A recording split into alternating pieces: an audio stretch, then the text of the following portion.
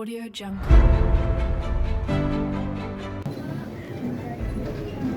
Para pemimpin Demokrat se-Jawa Barat, para kader Demokrat yang hadir di tempat ini yang saya cintai dan saya banggakan. Alhamdulillahirabbil alamin. Pak Anton, Herman Kairon dan teman-teman, saya dan rombongan di tempat ini bersyukur, berbahagia, dan penuh harapan melihat wajah-wajah pejuang Demokrat, dan insya Allah semuanya berangkat dari hati, tekad yang membaca, semangat yang bulat untuk menyukseskan perjuangan besar kita tahun ini dan tahun depan. Yang saya sampaikan tadi, semangat, tekad, dan ikhtiar yang kita jalankan bersama, itulah satu-satunya jalan menuju kemenangan. Allah akan menilai dan mencatat apa yang kita lakukan. Jika Allah, insya Allah nanti berpendapat bahwa yang dilakukan oleh para kader ini luar biasa, benar-benar ingin sukses, maka Allah akan berikan pertolongan. Itu dua kunci, kerja keras dan pertolongan dari Allah. Setelah Allah menilai memang semuanya sungguh bekerja keras, tidak ada resep yang ajaib, tidak ada jalan pintas. Saya tahu Ketua Umum dengan semua jajaran, Ketua DPD dengan semua jajaran telah mempersiapkan segala sesuatunya sebagai bekal dan sarana perjuangan. Namun yang berperang, perang yang baik ini, perang yang amanah ini, perang yang semuanya nanti untuk rakyat, yang melakukan adalah para kader di depan, para caleg baik pusat maupun daerah. You are fighting the battles.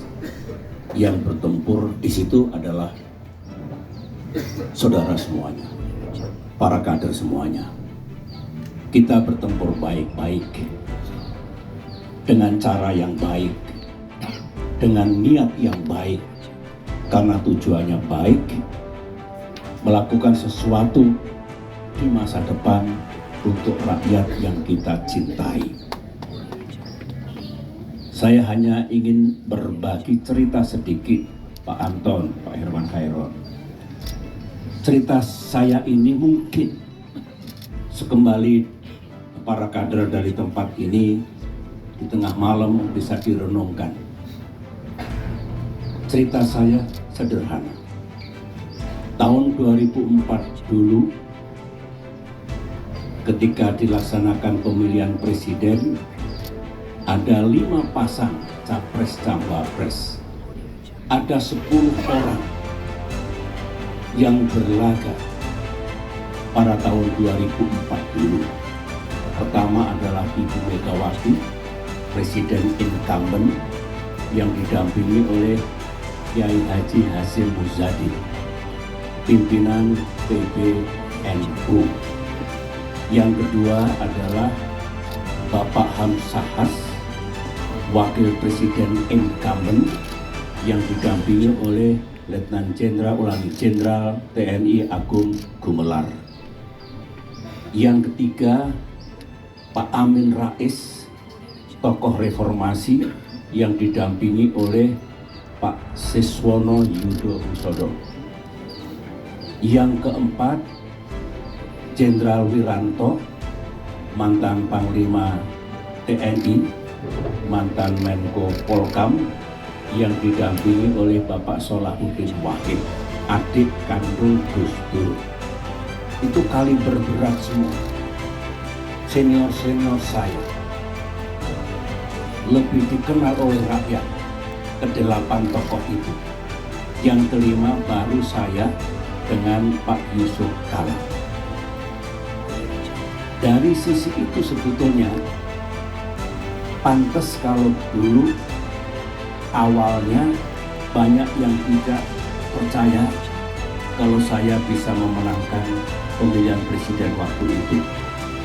Karena yang tadi itu, urutannya, senioritasnya, jabatan-jabatannya, dan sebagainya.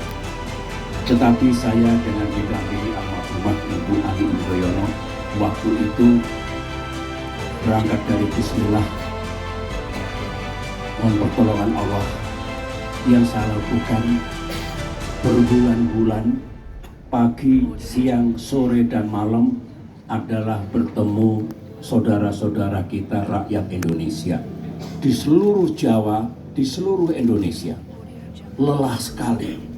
Mata saya kelihatan kalau lelah, kurang tidur, dan itulah satu-satunya yang saya miliki.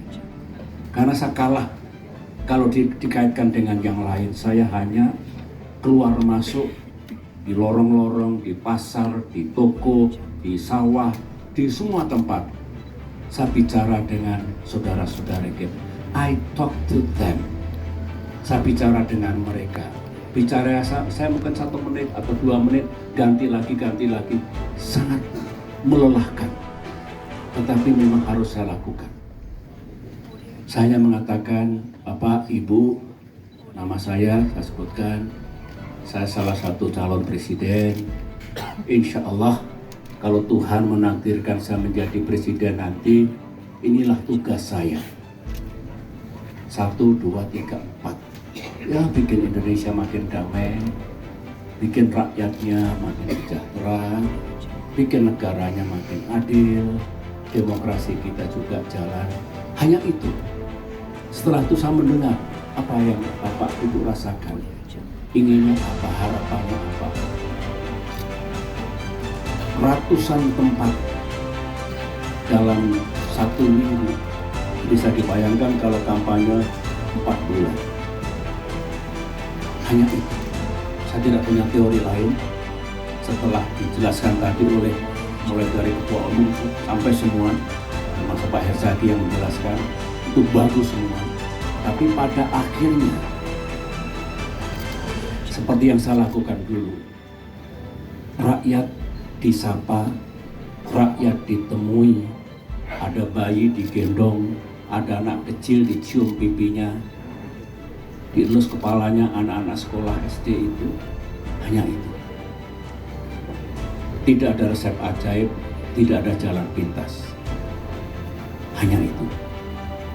Itu saja yang ingin saya sampaikan. Tolong direnungkan baik-baik. Waktu masih ada. Sejarah insya Allah memberikan peluang, jalan yang baik, dan semua itu kalau kita lakukan, saya yakin Tuhan yang Maha Kuasa, Allah Subhanahu wa Ta'ala, akan memberikan pertolongan untuk kesuksesan perjuangan kita. Terima kasih. Assalamualaikum warahmatullahi wabarakatuh.